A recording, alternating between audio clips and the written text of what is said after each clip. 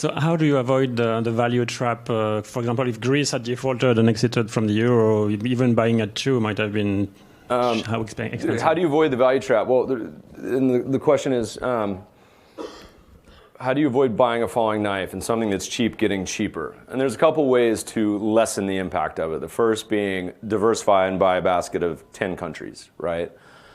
So, we own Czechoslovakia, a lot of those countries we talked about, Brazil, Russia, one may be doing poorly, another one's hopefully, that's same thing as you buy a basket of stocks, helps diversify the risk. Doesn't totally diversify it, because right now, for example, most of those countries are in Europe, in emerging Europe.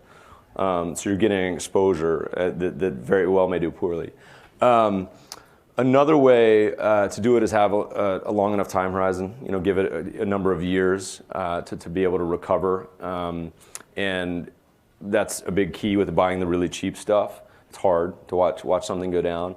The last way is to for those who have followed my research for a long time, know that we write a lot about global macro and trends. And so another way is to use trend following metrics, right?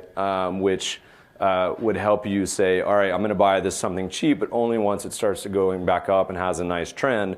And then you still have an objective buy and sell rule. You buy when it's above the long-term trend, you sell when it's below. Historically, that doesn't add to returns, but it vastly reduces the drawdown and volatility.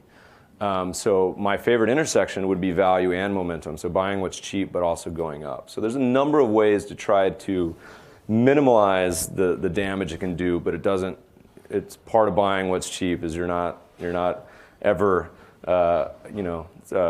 missing all the risks.